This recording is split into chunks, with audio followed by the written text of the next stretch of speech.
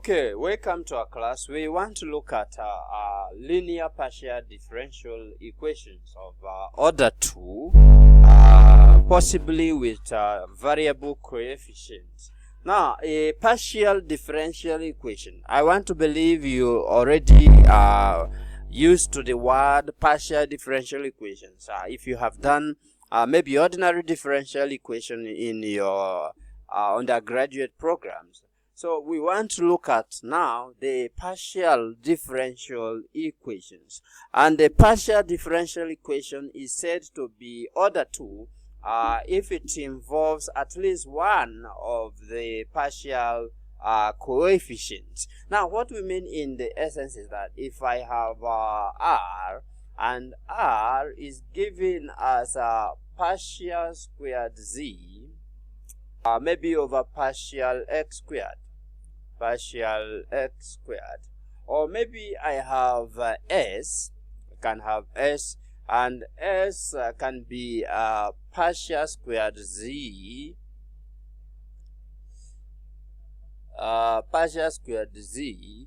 and this is over partial X, partial Y, or maybe we have T to be partial squared Z, partial squared Z, all over maybe partial Y squared.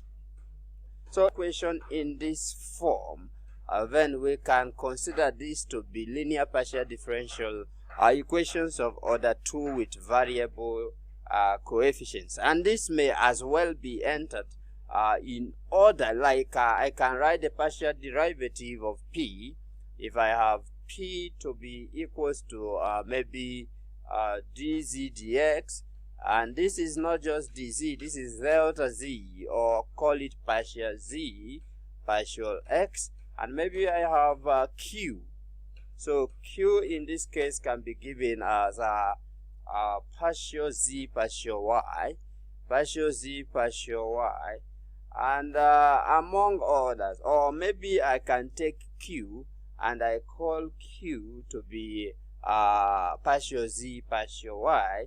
All these equations can be entered, and the general form of a partial differential equations of order 2 can be summarized as f as a function of all these variables x, y, z, x, y, z.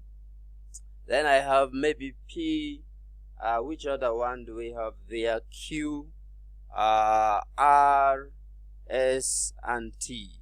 These are all the variables that we have, and all these must be equal to 0.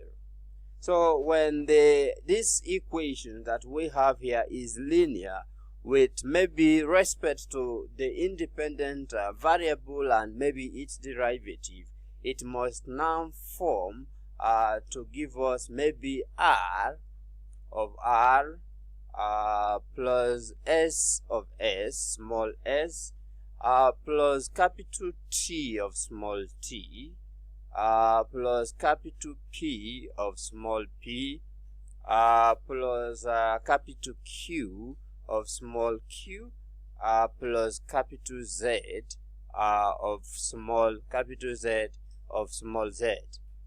So if I have capital Z of small z, and all this must be equal to f, where we know that partial z, partial x, partial z, partial y that we have written, and partial squared z, partial x squared, and partial squared z, partial x, partial y, all those equations R, S, T, P, Q, Z, F are functions of x and y only, and not all R, S, T when they are 0. And this is one of those things you learn in partial differential equations that you can only understand with the help of example.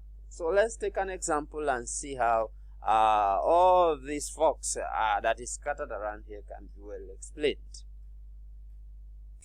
So the first example I would like us to take, I give you basic. Let's take this up a little bit.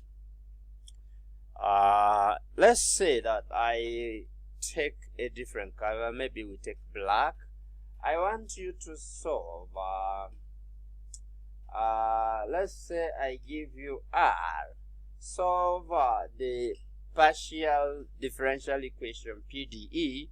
R is equals to 6x. R is equals to 6x. So this is our example 1. R is equals to 6x.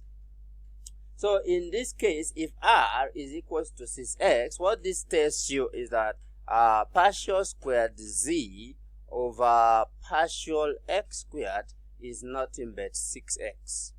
Right, so that is what we are telling you in terms of partial differential equations. So the partial squared z over partial x squared gives you 6x, which is the given. So now what you should do is to integrate, because you know integration is the reverse of differentiation. So this actually is the derivative of that function. So you cannot again continue to differentiate. So what you do now is to, if you integrate this function, we will now have it as partial z over partial x. So partial z over partial x is nothing but the integral of 6x. And you know what integral of 6x is? You simply have to integrate the functions, right? So if you integrate this function, what are you going to get? You will have, if I just draw this here, you will have vz, which is partial z partial x, will nothing be 3x squared plus f over maybe y, where f over y, fy is an arbitrary constant that appear because we are integrating these functions with respect to x, not y. So you need to pay attention to this. Now let's go ahead and integrate that. By integrating the function, you know how we get this. You know how we get this, right? You know how we get this. If you integrate this function, you're supposed to, by the basic law of integration, you add the power and then you divide by the power. So what we have here is 6x. So it becomes 6x squared. Divide the whole thing by 2. So we have 2 divided by 6 gives us 3x squared. So this is how you get this 3 here.